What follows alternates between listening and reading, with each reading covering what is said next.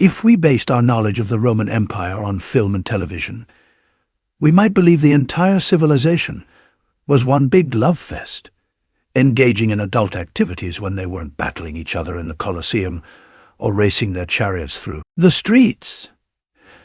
But in ancient Rome, sex was a bit more nuanced than simple, lustful parties full of hedonistic desires and seductive great eating. For all the indulgent free love they are known for, it wasn't so groovy if you were lower class or happened to be a conquered people. In other words, sex in Rome is complicated. So today, we're dividing the facts and conquering the history of what sex was like in ancient Rome. But before we throw you to the loins, why don't you throw yourself at that subscribe button? Then race down to the comments and let us know what other steamy history you want to know about next. For now, when in Rome, do it as the Romans do. In ancient Rome, if you were homosexual, there was no impetus to keep it a secret. It was totally cool, as long as one adhered to a few social mores. First, you pretty much had to be a dude. And because men and women were of different social standing in ancient Rome, woman-on-woman relationships were frowned upon, unless a man was involved. Women weren't considered dominant in society, and back then, dominance was the name of the game.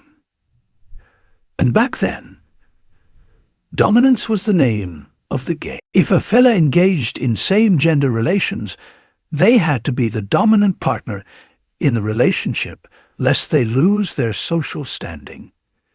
It's just business. This allowed the men of Rome to freely engage with whomever they pleased, including slaves and working girls. As long as the lovemaking included a man as a symbol of power, everything was fair game. The Stoics of Rome were kind of like the Vulcans from Star Trek. They were big on emotional restraint and did not jive with sexual relations for the sake of pleasure. You could do the deed, sure, but only as an act of affection that bonded people together, thus keeping a stable family unit and a happy society. This is all a pretty long-winded way of saying they had no game. Stoics believed that lovemaking was often an unnecessary desire that clouded judgment and reason. Thus, they emphasized equality of all people, including slaves and women, so that the deed did not infringe upon the freedom or will of any individual. The pre-Republic Rome was a nation of scoundrels who used their vast power to take whatever they wanted, be it territory, treasures, or people. The most infamous example of Rome flaunting its unquestionable power was in 750 BCE, when Romans decided they needed a population boost. That meant bad news for everyone close by. These pre-empire pillagers abducted many women from neighboring Sabine tribes, specifically for procreation, resulting in the forced births of many babies. Now, assaulting a free-born woman could get an ancient Roman in a lot of trouble. However, the saying, "All's fair in love and war," seemed to be the motto of Roman soldiers when they were pillaging foreign lands. Soldiers were paid through plunder, which meant they could forfeit their currency to instead lay claim to anything found in conquered lands. We're talking about precious metals, delicious foods, priceless art, and people. It didn't matter if those people were freeborn, because at that point they were conquered and considered slaves. Romans were free to do with them whatever they wanted. If those captives were lucky, this meant being sold off for a tidy profit. If not, woof. Entertainers in ancient Rome weren't the superstars they are today.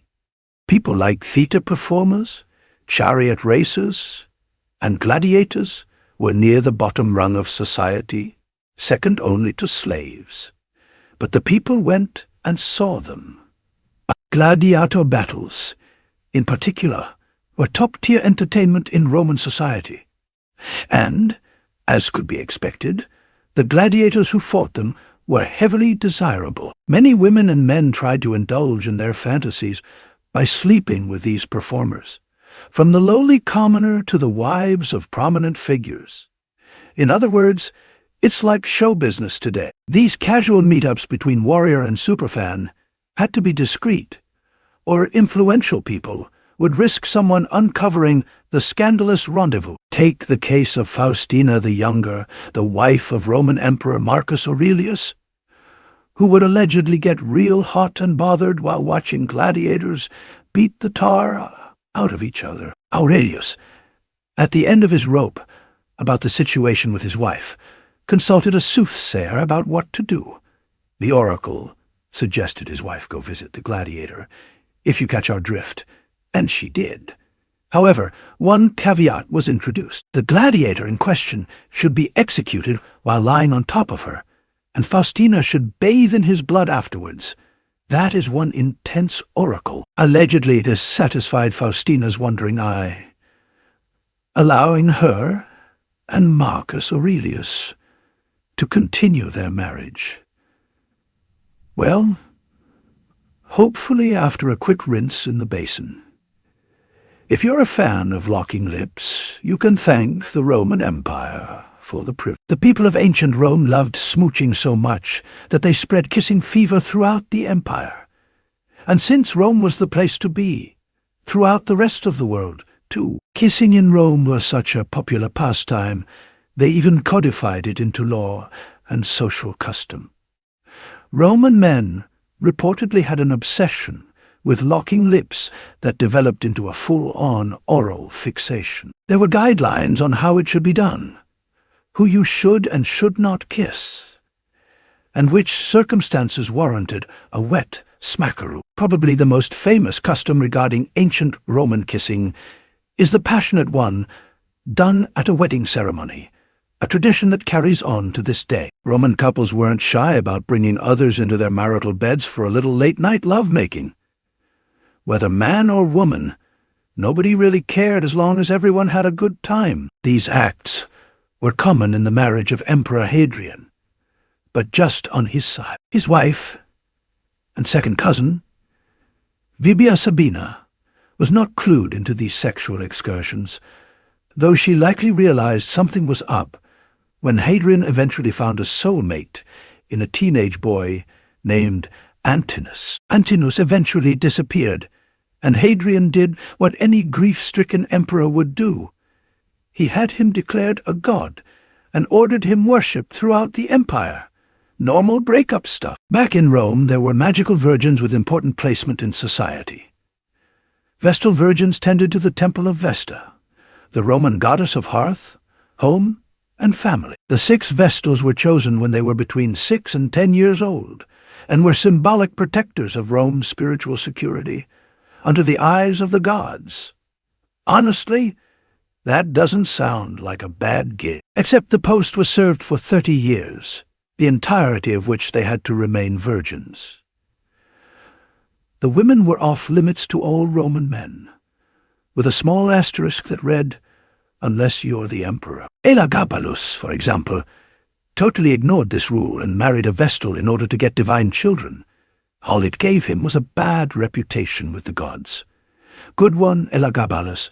With great power comes great responsibility. That is a nice sentiment when spoken by the doomed uncle of a burgeoning superhero. But when put to the test in ancient Rome, great power produced some of the most depraved acts ever imagined. Take Nero, for example. Can't hear enough crazy stories about the guy who put out a hit on his pregnant wife. However, he allegedly loved this late wife so much that when he found a young man who kind of looked like her, he ordered him turned into a eunuch, so the two could be wed. This new bride was forced to dress in all the late Mrs. Nero's clothes. On the other end of the deviant scale, Caligula was known to steal women away from their husbands, while also finding the time to sleep with his own sisters. While incest wasn't super widespread, and it was frowned upon, it did exist in ancient Rome. It can be hard to separate facts from myth, but it is believed that those who could get away with it had the tendency to date closer to home. A lot closer. Caligula also threw adults-only parties where just about every lustful whim was indulged, which may be why his name has almost become a shorthand for extreme depravity. But the worst of the worst had to be Emperor Tiberius, who seemed to want the top spot in the Hall of Fame. We can't get into any detail here. Suffice it to say that even the youngest of the young weren't spared from Tiberius's appetites. Back in the ancient days, the Romans were looking for love in anywhere they could. So people selling themselves to get the deed done didn't really offend anyone's sensibilities too much. These workers ranged from slaves to freed women to high-class beauties, all working the streets of Rome. Rome made the whole thing official in 40 CE, officially taxing the profession of sex work and cementing the oldest profession's place as a legitimate business. Emperor Augustus even enacted laws banning any moral penalties for these workers, giving them a pass from Rome's strict moral code. Work is work, even in ancient times. So what do you think? Was ancient Rome as debauched as you thought? Let us know in the comments below. And while you're there, check out some of these other videos from our weird history.